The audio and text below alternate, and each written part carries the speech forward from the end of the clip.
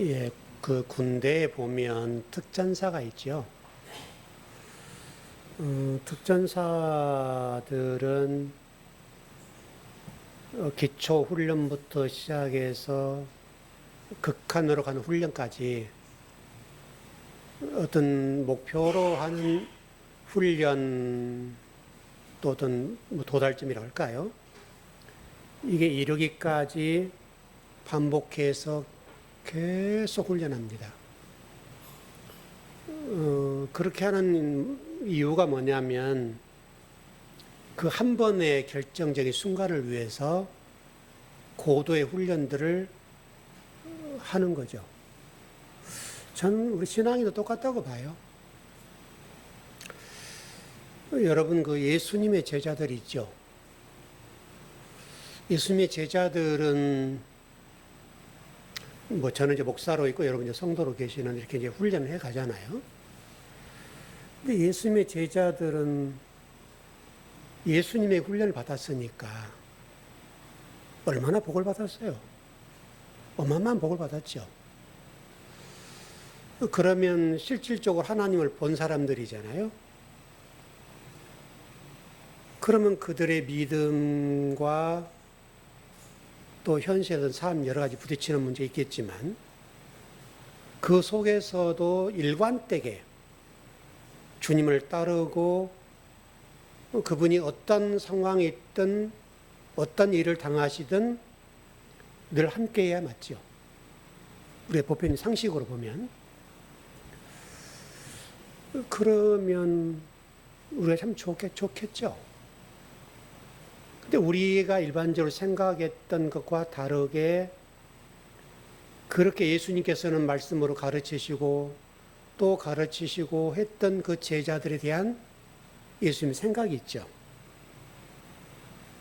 예수님께서는 그 제자들에 대해서 그렇게 신뢰를 하지 않으셨던 것 같아요. 뭐 뒤쪽에 좀 제가 본문을 좀 읽어드리겠습니다만은 현대 그리스도인들 똑같죠. 신앙생활 열심히 하고 누가 봐도 믿음이 좋은 사람들이라고 기도도 열심히 하고 봉사도 열심히 하고 또 교회 충성하고 또 입을 벌리면 주님, 주님, 하나님이라는 이름을 붙이고 뭐 때와 장소와 상관없이 저분 믿음이 좋아 할 정도 어떤 모습 그걸 보이게 될 텐데 과연 그렇게 한 성도들과 또 예수님의 제자들을 이렇게 동일선상에서 쳐다볼 때 그들이 어떤 극한적인 상황과 환경이 왔을 때 그 상황 속에도 주님을 배반하지 않고 끝까지 주님을 따를 수 있는가? 이건 좀 다른 면 같아요. 우리 교회에서 공부했던 내용 가운데 많은 부분들이 있지만 창세기 1장 1절에 태초라는 단어를 통해 배웠던 로시라는 단어를 배웠던 것처럼 우리의 머리가 그리스도 머리로 바뀌어야 된다. 여기 이 문제가 해결되지 않는 동안에는 아무리 믿음이 좋게 보이고 모든 사람들이 저분은 정말 믿음이 좋아 라고 한다 할지라도 어떤 환경이 변하고 상황이 좀만 바뀌면 나에게 불리한 여건과 혼란이 찾아오면 주님 어디 계셔? 하나님은 어디 계셔? 라고 할 가능성이 많다. 그게 쉬운 얘기가 아니니까요. 여러분 우리 요한복음 16장을 한번 가볼까요?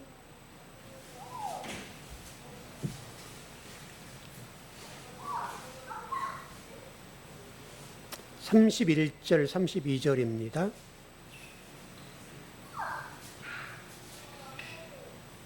우리 잘 보아야 될 말씀이에요. 요한복음 16장 31절 32절. 예. 다 찾으셨죠? 예. 시작. 예수께서 대답하시되 이제는 너희가 믿느냐? 보라, 너희가 다 각각 제 곳으로 흩어지고 나를 혼자 둘 때가 오나니 벌써 왔도다. 그러나 내가 혼자 있는 것이 아니라 아버지께서 나와 함께 계시느니라. 무슨 말씀이에요? 예수님께서 제자들에게 말씀하신 장면이죠. 지금 예수님의 상황이 십자가를 지고 돌아가실 상황이 가까이 왔다 이 말이거든요. 그래서 지금 예수님이 제자들을 불러놓고 물어보는 거예요. 이제는, 그럼 이제라고 하는 말은 과거는 안 믿었단 말이거든요. 한 3년 6개월 동안 훈련을 받았잖아요. 말씀으로 양육을 받았는데 이제는 너희들이 날 믿느냐라고 묻는 것은 안 믿는다는 얘기잖아요. 전제가. 이제는 너희들이 믿냐라고 하는 말은 전에도 그랬지만 지금도 여전히 안 믿는다. 그러면서 뭐라고 그래요? 보라, 너희가 다 각각 어떻게 해요? 제 곳으로 흩어지고 나를 혼자 둘 때가 온다. 그랬죠. 그러니까 예수님 십자가를 지게 되면 3년 6개월 동안 예수님의 이 발치 앞에서 하늘 말씀을 배운 사람들인데 그 사람들이 예수님께서 십자가를 질 때는 어떻게 된다고요? 너희들이 각각 다 흩어지고 나를 배반하고 떠날 거야. 이렇게 말씀하신 거죠. 그리고 너희들이 나를 혼자 둘 건데 근데 나는 혼자가 아니야. 누가 계신다는 거예요? 하나님은 함께한다. 하나님은 함께한다는 거예요. 그럼 적어도 제자들이 예수님과 함께할 수 있는 수준, 예수님이 십자가를 지고 돌아가실 상황이 됐을 때에 제자들이 예수님과 함께 할 수 있는 수준은 하나님과 같은, 다시 설명, 하나님과 하나 되지 않는 상태는 하나가 될 수 없다. 배반하고 다 떠난다. 그러니까 펄펄 뛰고 하나님을 논하고 얘기하고 믿음 별 얘기를 다 해도 그 영혼 속의 진리로 채워지지 않고 진리가 그를 지배하지 않는다면, 다시 생각하면 이 머리가 그리스도로 바뀌지 않는 가치관과 생각과 의식구조 세계관들이 그 그리스도로 바뀌지 않는 한은 떠난다는 거예요. 가슴 아픈 말씀이에요, 여러분.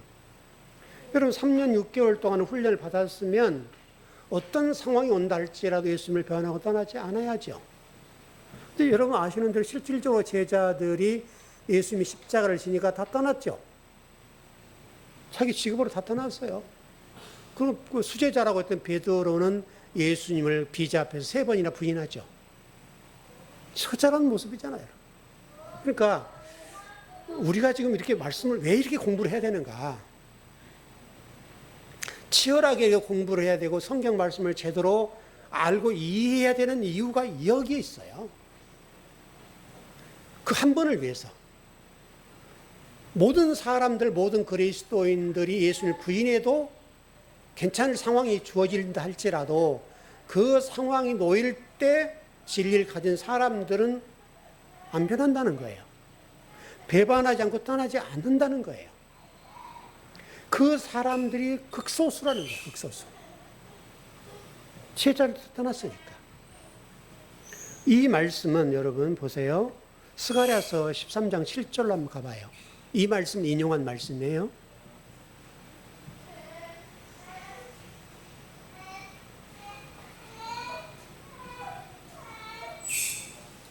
스가랴서 13장 7절입니다.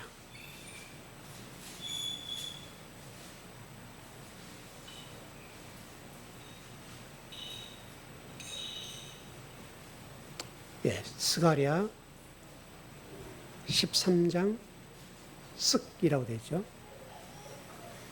예, 저 뒤쪽에 있습니다. 13장 7절. 이게 지금 오늘 우리가 봤던 요한복음 16장에서 인용한 말씀이에요. 13장 7절. 네, 다 찾으셨어요?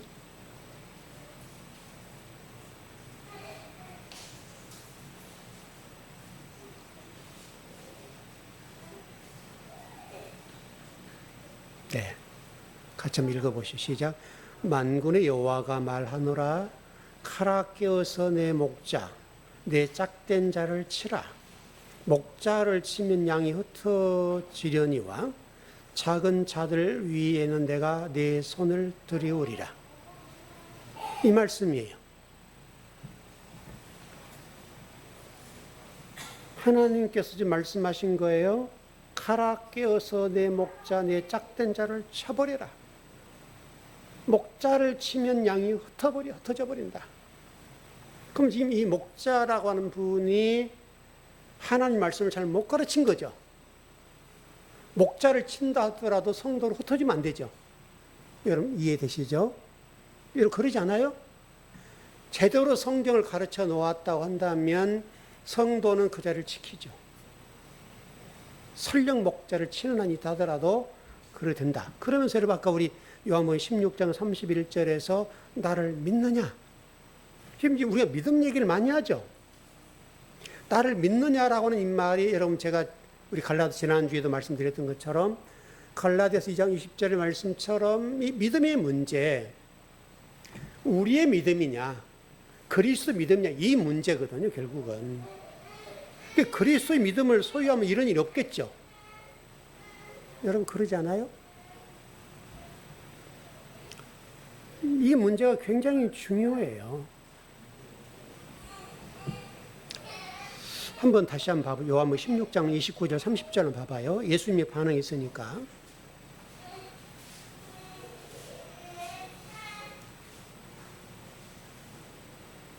아까 31절부터 32절 봤는데 그 배경이 있습니다. 왜 믿느냐라고 묻는가 하신 부분인데요. 네, 시작. 제자들이 말하되 지금은 밝히 말씀하시고 아무 비유로도 하지 아니하시나니 우리가 지금에야 주께서 모든 것을 아시고 또 사람의 물음을 기다리시는 줄 아나이다. 이로써 하나님께로부터 나오심을 우리가 믿사옵나이다. 지금 제자들이 예수님에게 믿음의 문제를 얘기하고 있죠. 우리 잘 믿습니다. 이런 뉘앙스로 좀 들릴지 모르는데 예수님의 답변이 그렇다고. 그러니까 예를 들어 지금 요즘 보편적인 신앙인들이 입만 벌리면 예수, 하나님. 그냥 뭐 굉장히 신앙이 좋은 것처럼 보여지는 모습. 그 모습을 지금 예수님 앞에 제자들이 보여줬어요. 그 장면이에요, 지금 여러분. 지금 앞에 29절, 30절 이야기가 그 이야기예요. 지금 우리들이 보편적으로 얘기하고 있는 그런 모습인데 예수님께서 거기에 대해서 말씀하시는 거예요. 너희들이 믿음 있고 신앙이 좋다고 얘기하는데 너희들의 믿음도 아니야. 그래서 하신 말씀이 내가 십자가를 지고 죽게 되면 너희들이 다 흩어질 거야. 배반하고. 그리고 너희들 각자 직업으로 다 돌아가 버릴 거다. 여러분 생각해 보시면 제자라고 한다면 여러분 제자라고 한 게 뭐예요? 우리 지금 한국교회 제자 훈련 많이들 하시지만 제자라고 하는 게 뭐죠, 여러분? 제자라고 하는 것은 스승의 사상과 스승의 가치관과 세계관을 그대로 닮은 사람이 제자예요. 여러분 맞죠? 그게 제자예요. 아무나 제자가 안 되는 거예요. 제자라고 하는 것은 그 스승이 생각하는 것과 말하는 것과 스승이 추구하는 것을 똑같이 추구하는 거예요. 그게 제자예요. 그래서 지금 제자들이 그동안 훈련했으니까 지금 예수님께서 지금 마지막으로 정리를 하시는 거예요. 근데 제자들이 지금 저희들이 지금 이렇게 예수님을 통해 주님을 통해서 말씀을 배우고 모든 걸 다 배워서 우리 믿음이 좋아요. 이런 표현을 하는 거죠. 그러니까 지금 그 부분에 대해서 예수님께서 초를 치는 거예요. 그래, 너희들이 생각하는 그 믿음이 좋다고 얘기하는데 내가 볼 때 지금 하시면서 말씀해 너희들이 진짜 나 믿니? 이렇게 물어요. 너희들 정말 나 믿어? 그러시면서 하는 얘기가 내가 십자가를 지고 죽게 될 때 너희들은 다 흩어질 거야. 여러분 이 부분이 우리들에게 아픔이에요. 예수님의 제자들을 또 예수님께서 말씀하시기를 너희들 정말 나 믿어? 내가 십자가를 지고 죽게 될 때 너희들은 다 돌아갈 거야. 나를 배반하고 나에게서 흩어져서 너희들 본래 직업으로 다 돌아간다. 사실 충격적인 얘기잖아요, 여러분. 저희들이야 뭐 예수님을 이렇게 직접 대면하지 못하고 저를 통해 말씀을 배우고 그러지만 예수님의 제자들은 예수님을 직접 봤잖아요. 직접 보고 같이 생활하고 3년 6개월 동안 같이 말씀을 먹고 동고동락을 했단 말이에요. 그랬음에도 불구하고 예수님이 지금 그들의 신앙을 정리를 하는 거예요. 너희들 정말 나 믿니? 그 제자들이 얘기하는 거예요. 주님, 저희들이 주님을 이렇게 3년 반 동안 따라다니고 배우고 정말 예수님 잘 믿죠? 지금도 예수 그리스도 믿음 때문에 그들이 신앙생활 하는 것이 아니라 본인들의 열심으로 지금 본인들의 열정으로 예수 믿는다. 이런 얘기예요, 지금. 그러니까 예수님께서 너희들이 나 믿어? 요한복음 지금 13장 지금 이 30절, 31절에서 32절까지 내용들 보면 그 물음에는 안 믿는다는 전제가 깔려 있잖아요.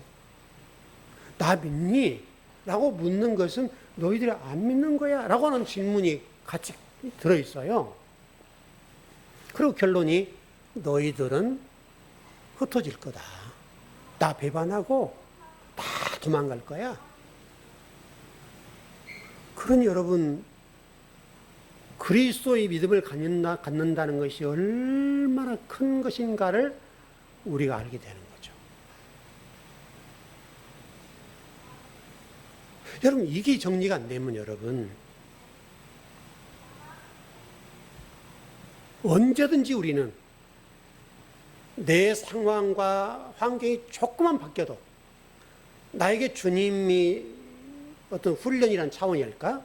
또는 우리 인간사의 어떤 삶 속에서 조금의 삶이 덜커덩거리고 문제가 생기고 금전적인 문제랄지 인간관계 문제랄지 어떤 문제가 딱 부딪히면 언제든지 돌아설 수 있는 준비가 되어 있는 거예요.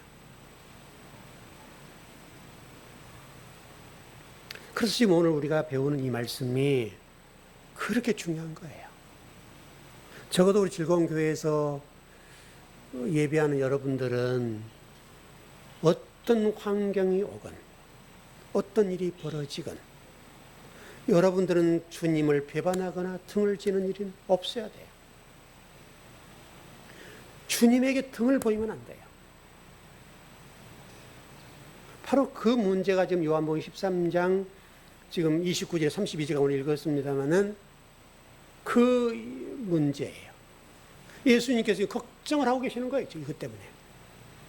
제자들 앞에 두고도 그랬는데 현대 예수님을 친히 보지 못하고 주의 종들을 통해 말씀을 배우는 성도들을 어떻게 했어요?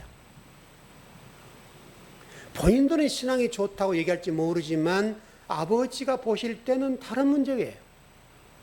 그래서 그리스도의 믿음이라고 하는 것이 여러분들은 좀 이 신앙생활 하는 데 있어서 굉장히 중요해요. 제가 지난 시간에 두 부부 얘기를 했죠. 두 부부가 평소에 원수처럼 살다가 천국과 다시 산다면 천국이냐 지옥이냐. 이 천국 개념을 정리를 하는 거죠, 우리가. 천국이라고 하는 것들을 이해할 때 우리는 그렇게 이해하는 거예요. 만일에 원수처럼 산 부부가 천국 가서 같이 산다면 그게 지옥 아니겠어요?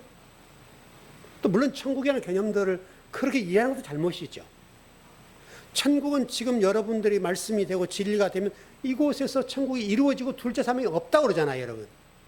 그래서 요한계시록 우리가 공부를 했습니다마는 요한계시록은 분명하게 진리가 된 사람들, 하나님 아들, 딸, 새 예루살렘 성이 된 사람들에 대해서는 둘째 사망이 없다라고 정의를 내려요. 둘째 사망이 없다는 얘기는 물리적인 죽음을 얘기하는 게 아니라, 아시죠, 여러분? 어차피 저와 여러분은 죽어요. 언젠가는 반드시 죽죠, 여러분. 물론 이제 어떤 정신 빠진 사람들은 지금도 자기가 안 죽는다고 얘기하죠. 교주들. 그러지 않아요? 물리적으로 이 땅에서 살 수 있는 사람은 아무도 없어요, 여러분. 다 죽어요. 그 성경이 말하는 이 둘째 사망이 없다는 이 죽음의 문제는 물리적인 우리 육체의 죽음을 얘기하는 것이 아니에요, 여러분.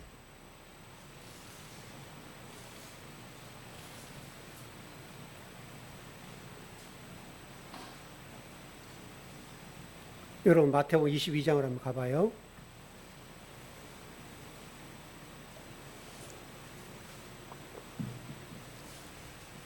마태복음 22장 23절에서 28절입니다.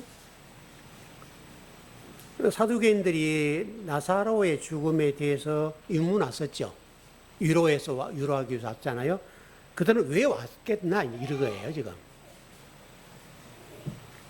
마태복음 22장 23절, 28절. 예. 예, 시작. 부활이 없다는 사두개인들이 그날 예수께 와서 물어 이르되 선생님이 모세가 일렀으되 사람이 만일 자식이 없이 죽으면 그 동생이 그 아내에게 장가들어 형을 위하여 상속자를 세울지니라 하였나이다. 우리 중에 7형제가 있었는데 마지가 장가를 들었다가 죽어 상속자가 없었으므로 그 아내를 그 동생에게 물려주고 그 둘째와 셋째로 7째까지 그렇게 하다가 최후에 그 여자도 죽었나이다. 그런즉 그들이 다 그를 취하였으니 부활 때 7 중에 누구의 아내가 되리까? 바로 이 문제 때문에 제가 좀 그런 질문을 드렸던 거예요. 사두개인들에 관한 얘기이죠. 사두개인들은 여러분 부활이 없다고 믿는 사람들이었어요. 사두개인들은 부활을 안 믿었어요. 바로 그 부분을 지적하면서 얘기를 하는 거예요.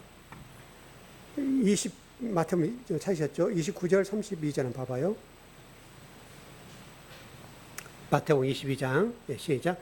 예수께서 대답하여 이르시되 너희가 성경도 하나님의 능력도 알지 못하는 거로 오해하였도다. 부활 때는 장가도 아니 가고 시집도 아니 가고 하늘에 있는 천사들과 같으니라.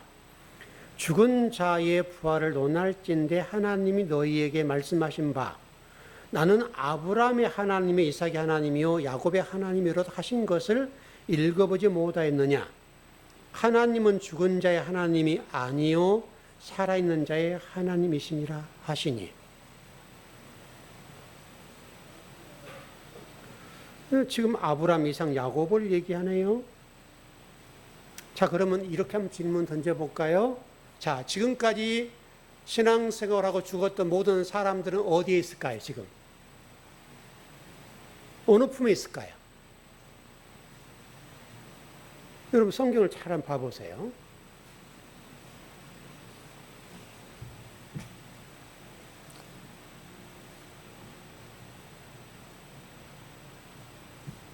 오늘 여기 보니까 32절 끝부분에 살아있는 자는 하나님이시라 하시니 하나님은 죽은 자 하나님이 아니요 살아있는 자의 하나님이시라 하시니 그럼 살아있는 사람의 대표 그건 누굴까요? 근데 이게 참 쉽지 않아요, 여러분. 많은 그리스도인들도 이게 답하기가 쉽지 않아요. 지금 사두개인도 그 문제가 정리되어 있지 않고요. 그래서 성경이 지금 아브라함, 이삭, 야곱 얘기를 하는 거예요. 여러분, 우리 신앙의 믿음의 조상이 누군가요? 아브라함이죠. 그래서 아부예요, 아부. 이 지구상의 모든 지금까지 죽은 모든 사람들은 예수 그리스도가 아니라 여러분 잘 생각하세요. 아브라함의 품에 있어요. 왜? 아브라함은 살아있는 자예요. 이해가 되시나요? 살아있는 자는 뭔가를 보시죠. 요한복음 11장 24절. 오늘 아까 읽었었던 본문인데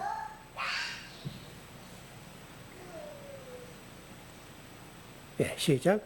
마르다가 이르되 마지막 날 부활 때는 다시 살아날 줄을 내가 아나이다. 이 장면이죠.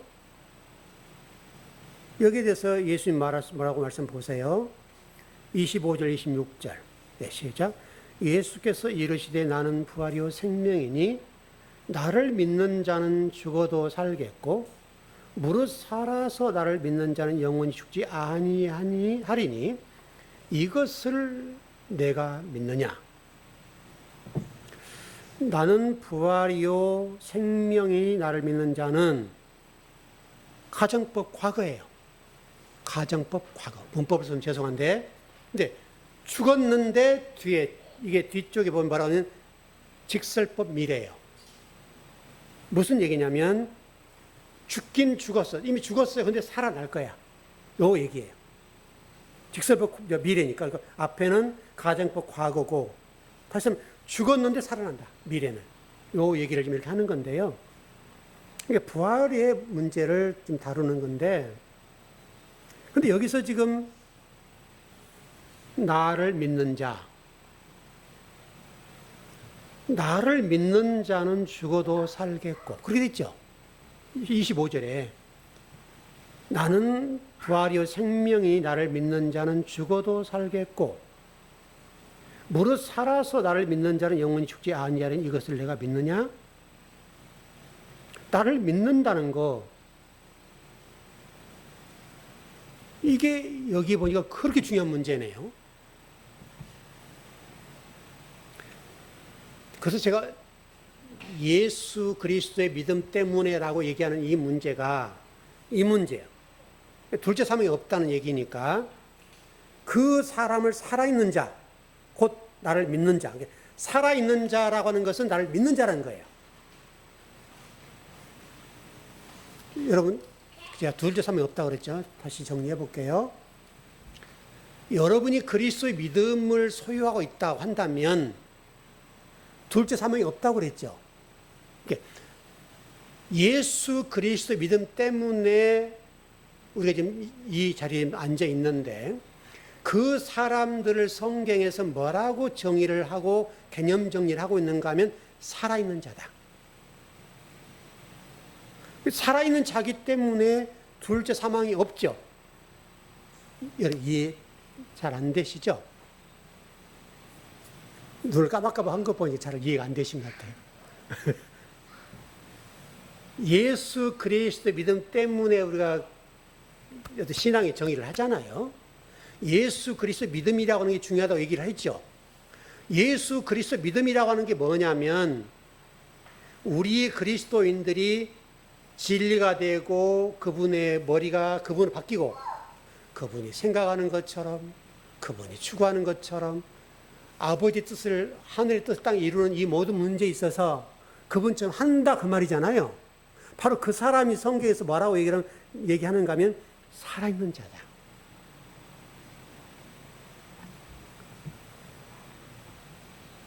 그 사람을 성경에서 영원히 죽지 않는다고 얘기하는 거고 그걸 믿는 자다라고 얘기한다는 거예요. 믿는 자라고 하는 것은 그리스도 믿음 때문이라고 정의를 할 수 있겠고 개념 정리를 그 사람들은 살아있는 자가 돼버린 거죠. 그래서 둘째 사망이 없는 거예요. 좀 어렵죠? 그래서 나는 부활이요 생명이다라고 얘기하시면서 먼 미래에 부활할 거다 이렇게 말씀하지 않고 그 사람을 예수 그리스도 믿음 때문에 믿음 개념을 정리를 한다면 그 사람들을 지금 오늘 본문에서는 살아있는 자야 이렇게 얘기를 하신다는 거예요.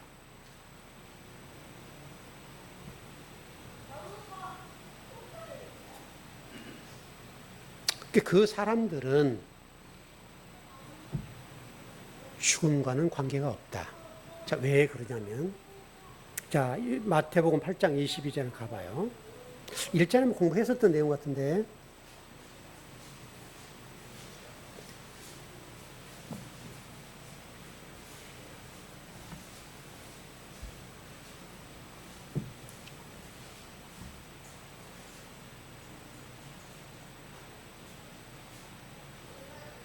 예, 마태복음 8장 22절 잘 보셔야 돼요. 예, 시작.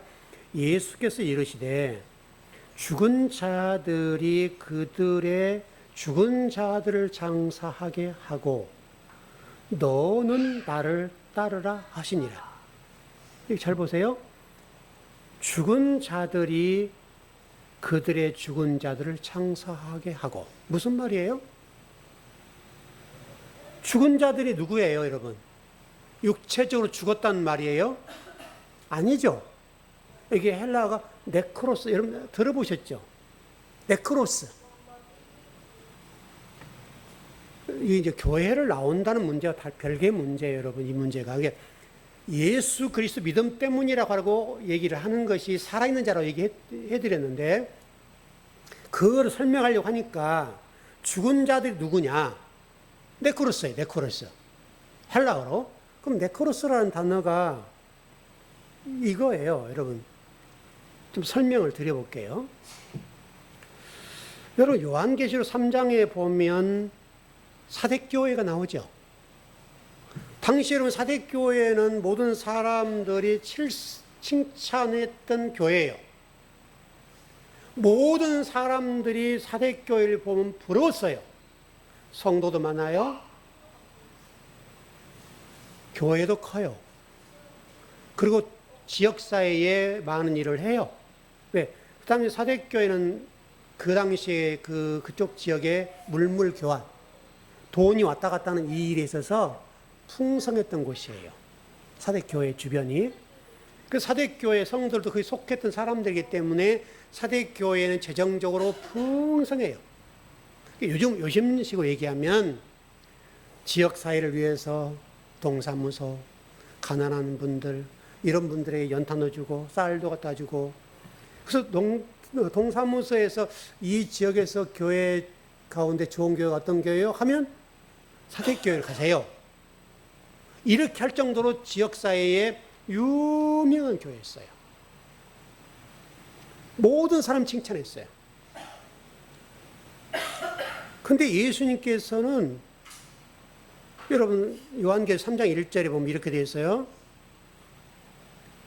내가 살았다는 이름은 가졌는데 죽은 자다. 모든 사람들이 칭찬하고 모든 사람들이 볼 때 저게 좋은 교회야. 이렇게 했던 교회가 사대교회라고요. 근데 주님의 평가는 냉정하게 죽었다라고 해요. 죽었다. 죽었다 그 단어가 뭐냐면 네크로스, 네크로스. 죽었다는 이 말은 무서운 말이에요, 사실은. 근데 이 네크로스라는 단어를 제가 지금 정확하게 들어서 보니까 뭐라고 얘기하고 있는가 하면 뜻이 지금 완료된 상태가 아니라 죽어가고 있다. 뜻이 계속해서 빠르게 죽어가고 있는 상태를 네크로스라고 얘기한다. 죽어간다는 거예요. 지금 제가 원문을 좀 그대로 읽어볼게요. 카이 네크로스 에이 이런 단어예요. 지금 3장 1절이. 이 지금 동사가 현재형이에요. 에이. 이 카이 네크로스 에이라고 되어 있는데 이 에이라는 동사가 지금 현재형이에요. 현재형. 그러니까 지금 죽어가는 거예요. 죽어가는 거예요. 여러분 사대교회 여러분 한번 혹시 집에 가서 읽어보세요. 사대교회에 대해서 주님께서 평가를 하실 때 우상 숭배한 것도 없어요. 여러분 이단에 또 물들지도 않았어요. 우상 숭배하지 않았다고요. 이단 사상이 있는 것도 아니에요. 문제될 게 없어요.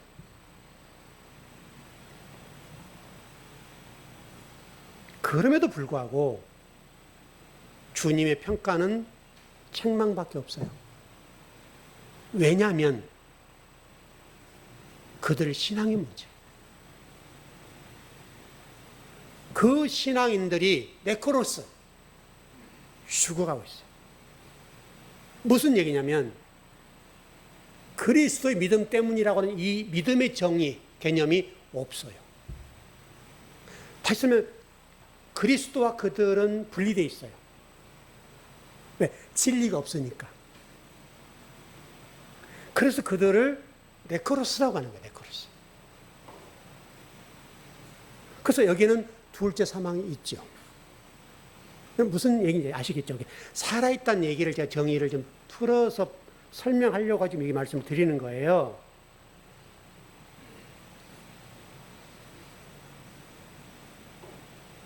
사대 교회는 주님의 마음에 충족되지 못했어요. 사람들 눈에는 좋은 교회예요. 사람 눈에는 의미가 없어요.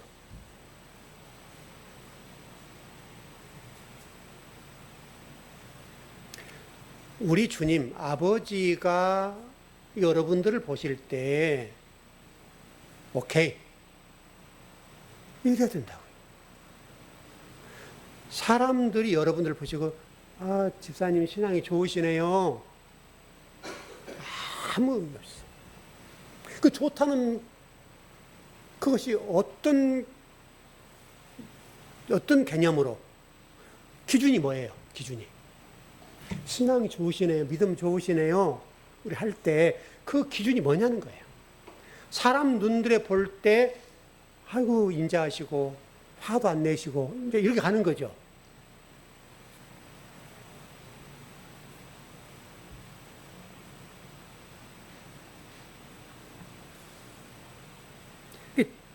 죽음이라고 하는 게 뭐냐면, 네크로스가 죽음 상태인데, 죽어가고 있는데, 죽음이라고 하는 게 뭐냐면, 여러분, 생명이 없으면 죽음이에요. 그럼 생명이 뭐예요? 그것만 정리하면 살아있다는 얘기가 정리되겠죠. 생명이 뭐예요, 생명이? 여러분, 창세기에서 하나님이 사람을 지으실 때 생각해 보세요. 생명이 들어가죠. 그러니까, 땅으로부터 올라온 먼지들을 비벼서 이렇게 짓이기셨죠. 그리고 만드셨죠. 그리고 그 코에 생기를 집어넣었죠. 생기가 뭐예요? 생명이죠. 하나님이 들어오신 거잖아요, 여러분. 그렇죠. 죽었다 이 말은 하나님이 없다는 거예요. 진리가 없다는 것이 죽은 거예요, 여러분.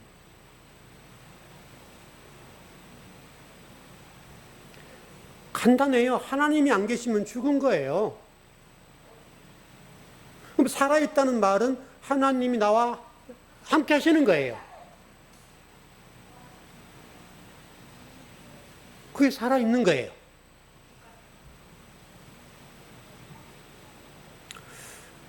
여러분, 요한복음 14장 6절 가봐요.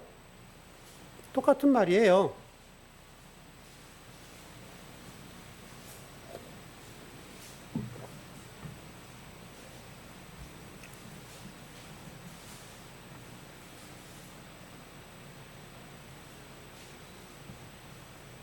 예, 시작. 예수께서 이르시되 내가 곧 길이요 진리요 생명이니 나로 말미암지 않고는 아버지께로 올 자가 없느니라. 길과 진리와 생명이라고 하는 것이 같은 개념이죠.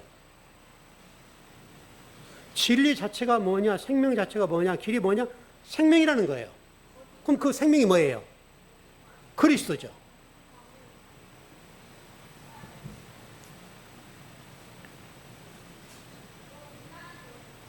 생명이라고 하는 것은 그리스도고 그리스도가 말씀이죠. 결국은 여러분들이 말씀이 있으면 사는 거고 살아있는 자고 둘째 사망이 없죠. 그러면 그러니까 여러분에게 말씀이 없다는 거, 사대교 예를 제가 드렸잖아요. 네크로스라는 단어를 설명할 때 사대교를 예를 들어드렸는데 아무리 벙벙 뛰고 뭐 펄펄 뛰어도 그 영혼 속에 진리가 없고 그리스도가 계시지 않으면 그거는 네크로스예요. 그래서 안타깝다는 거예요. 그래서 예수님께서 아까 우리 요한복음 13장이었죠. 거기서 제자들이 주님 저희들이 3년 6개월 동안 훈련 잘 받고 말씀 배워서 주님 믿어요. 이렇게 자랑을 한 거잖아요. 그러니까 주님이 그래? 너 정말 나 믿니? 이렇게 물었잖아요. 근데 그 질문이 여러분 굉장히 의미심장하지 않아요? 너희들이 지금 나를 믿는다고 얘기하고 방방 뛰고 신앙이 좋다고 믿음이 좋다고 얘기하는데 그리고 뭐 예수님 어쩌고저쩌고 하면 너희들 뭐 어떻게 하겠다고 얘기하는데 너 정말 나 믿어? 이렇게 물었다는 거예요. 근데 정말로 나 믿니? 그러시면 사실 말씀이 정의를 내려줬잖아요. 내가 너희들 십자가를 치면 너희들은 다 돌아갈 거야. 다 배반하고 다 등지고 가버릴 것이다. 실질적으로 그랬죠.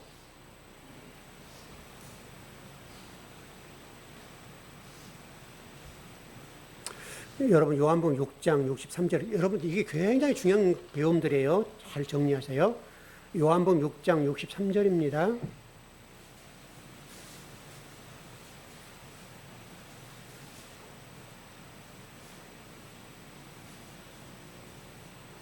예, 시작.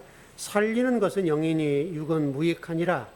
내가 너에게 이런 말은 영이요 생명이라. 영과 생명을 하나로 연결하고 있죠. 푸뉴마. 푸뉴마가 영인데 그 푸뉴마 자체가 뭐라는 거예요? 하나님이라는 거예요. 하나님. 말씀이라는 거예요.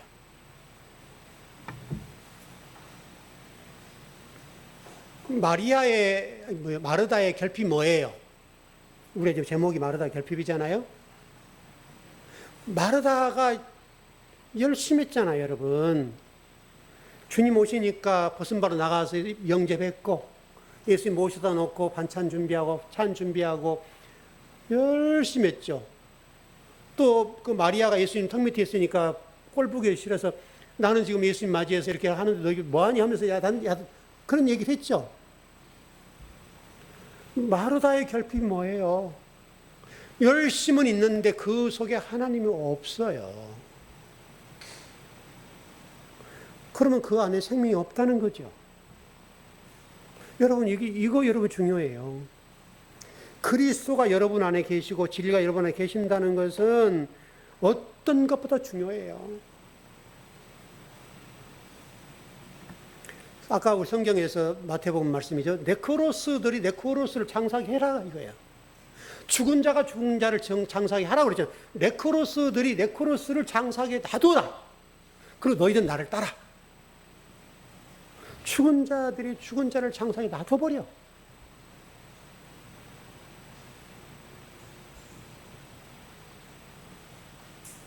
여러분 요한복음 1장 1절을 우리가 공부를 했습니다마는 태초의 말씀이 계시니라 이 말씀이 하나님과 함께 계셨으니 이 말씀은 곧 하나님이시라. 이걸 거꾸로 얘기하면 하나님은 곧 말씀이다. 그 말이죠. 요한복음 1장 2절 5절을 보죠. 제가 읽어드릴게요. 시간이 없으니까. 그가 태초에 하나님과 함께 계셨고 만물이 그로 말미암아 지은 바 되었으니 지은 것이 하나도 그가 없이 된 것이 없느니라. 그 안에 생명이 있었으니 이 생명은 사람들의 빛이라. 빛이 어둠에 비추되 어둠이 깨닫지 못하더라. 진리를 빛으로 좀 설명하는데 빛이 없으면 생명이 없대요. 그래서 여러분 창세기 1장 2절이 이스라엘 백성들이 애굽에 나와서 가나안 땅으로 광야로 가는 과정에서 설명하는 내용인데 그래서 신의 산 얘기를 하는 거죠. 그때 그들을 평가할 때 창세기 1장 2절 혼돈과 공허와 흑암 상태, 이스라엘 백성들이 지금 영적 상태가 지금 지옥이다. 그 상태와 똑같은 거죠. 어둠이죠. 그래서 창세기 1장 3절에 빛이 있어라 하시니 빛이 있었고라고 하는 거예요. 그 빛이 들어가야 그들이 사니까.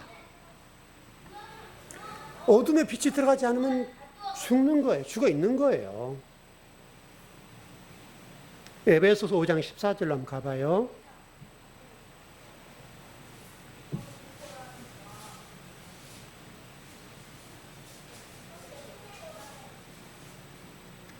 에베소서 5장 14절.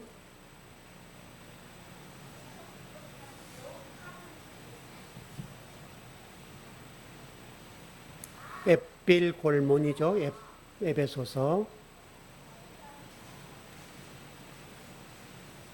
네, 5장 14절.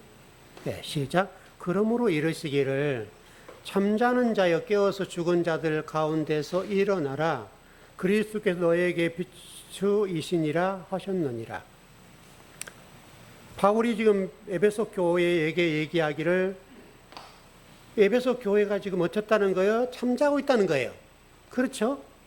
에베소 교회야 잠자지 말고 일어나. 지금 이런 얘기잖아. 너희들은 지금 죽어가고 있어. 빨리 일어나. 요 얘기하는 거야 지금. 마르다도 똑같다고요, 여러분.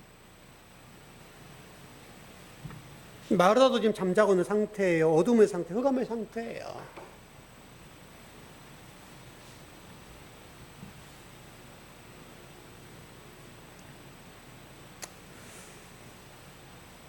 이제 이런 문제가 정리가 안 되면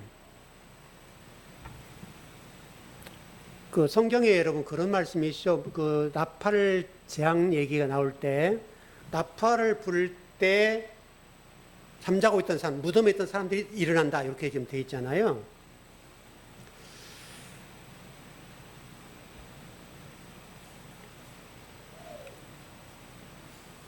이제 그 육체의 문제 또 영의 문제를 같이 지금 다루고 있는 문제인데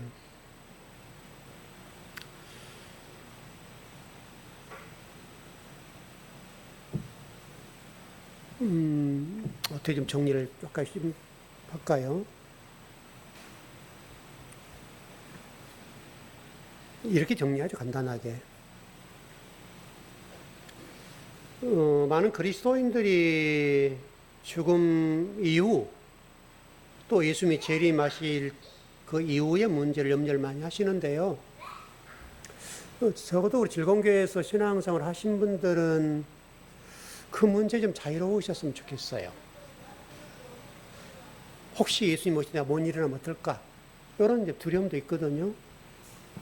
근데 여러분들이 설령 예수님 재림 전에 돌아가신다 하더라도 걱정할 필요가 없어요. 왜? 둘째 사망이 없다고 그랬죠. 주님이 오셔서 너 지옥, 너 천국 이렇게 하신 게 아니라 이미 진리가 된 사람들은 이 문제가 없는 거예요. 이 심판이 없다고요, 이 심판이. 이미 진리가 돼서 그분과 내가 하나가 됐는데, 혹시 여러분 그런 공포로부터 자유로우셨으면 좋겠어요. 얼마나 우리가 말씀 배운 게 유익이냐면요, 이 문제예요, 이 문제. 많은 그리스도를 제가 만나보는데요, 일단 죽음에 대한 두려움이 있어요. 지옥 가면 어떨까? 지옥은 안 가고 싶다는 얘기인데, 그런데 나는 천국 갈 수 있을까? 요 두려움이 있어요. 그 다음에 예수님 재림하실 때 나 못 일어나면 어떨까? 부활 못하면 어떨까? 이런 두려움들을 많이 가지고 계세요.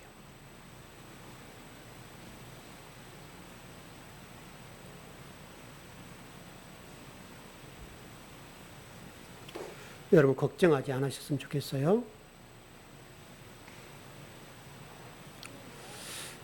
아까 우리가 그 중간에 말씀을 나누면서 여러분 이해가 되셨는지 모르겠는데, 많은 사람들이 하나님 품에 우리가 들어간다고 얘기하잖아요. 우리가 그래서 예수님은 하나님 보좌 우편에 앉아 계신다 이렇게 얘기하고, 또 우리도 죽게 되면 하나님의 품으로 들어간다 이렇게 얘기하는 거잖아요.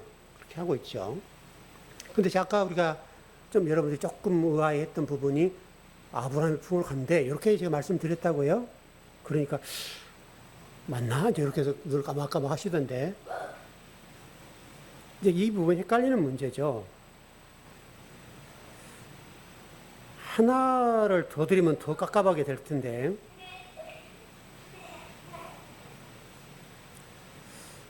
예수님은 어떤 십자가를 지시고 돌아가셔서 하나님 보좌 우편에 계신다고 지금 우리는 이해하잖아요. 물론 그러시죠. 뭐 영이시니까 뭐 여가 계시고 저가 계시도 아무 의미가 없겠지만, 그냥 정리를 하자면 예수님은 지금 어디 계실까? 또 죽은 성도들은 어디에 계실까? 라고 하는 정리를 하자면 제가 아까 말씀드렸던 대로 아브라함의 품이다. 나사로가 어디 품으로 갔다고 그랬죠? 여러분 성경이 설명하잖아요. 아브라함을 중심에 두고 나사로 얘기를 할 때 나사로는 지금 어디 안긴다는 거예요? 아브라함의 품에 안긴다 그랬죠. 그랬잖아요, 여러분 성경이. 왜 그러냐면 아브라함 자체가 산자예요, 산자. 산자이기 때문에 아브라함 품에, 우리가 성경적으로 얘기하자면 아브라함 품에 안겨 있다. 이렇게 설명하는 거예요. 그럼 예수님은? 예수님도 똑같아요. 그분이 아브라함 품에 이렇게 갇혀 있다 그런 의미가 아니라 성경이 그렇다는 거예요. 여러분 계시록 20장 한번 보시죠. 5절 6절 한번 봐봐요.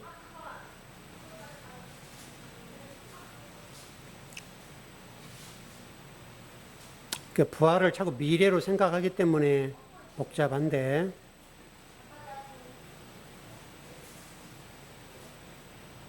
왜 이렇게 성경을 가르쳐놨는지 모르겠어요. 요한계시록 20장 5절 6절 시작. 그 나머지 맞습니까? 죽은 자들은 그 천년이 차기까지 살지 못하더라. 이는 첫째 부활이라.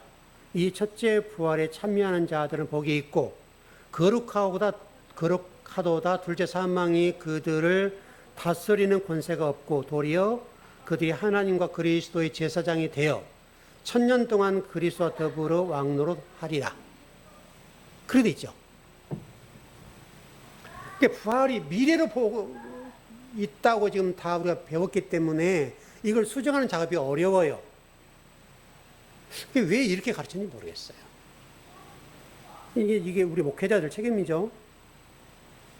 여러분, 제가 요한계시록 공부할 때 천년왕국을 공부했었죠. 기억이 나실려나 모르겠는데 천년왕국이라고 하는 것이 카운트에서 1년부터 시작해 1000년 이렇게 많이 이해해요. 천년이라고 하는 것을 그렇게 물리적으로 이해를 하기 때문에 복잡한데 천년왕국이라고 하는 것이 물리적인 천년을 얘기하는 게 아니에요.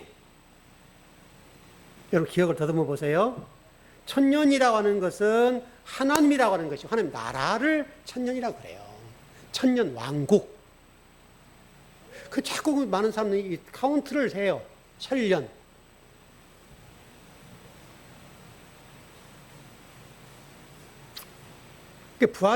첫째 부활에 참여한 사람들이 이미 제사장이 되어서 왕으로 산다는 거잖아요. 그럼 이게 복음이에요, 여러분, 복음.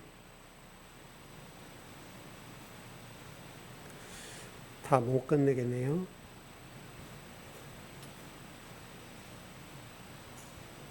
여러분이 아까 앞부분 좀 이해를 좀 잘 못하신 것 같아서 그걸 좀 설명을 좀 더 드리다 보니까 심도가 다 못 나갔는데 그렇죠. 다음에 하죠. 다음 시간에 한 시간을 끝내야 되는데 분량이 좀 많은데 간략 요약해서 정리를 해드릴게요. 천년왕국까지는 정리가 됐죠. 네, 요거는 다음에 하죠. 정리를 해보겠습니다.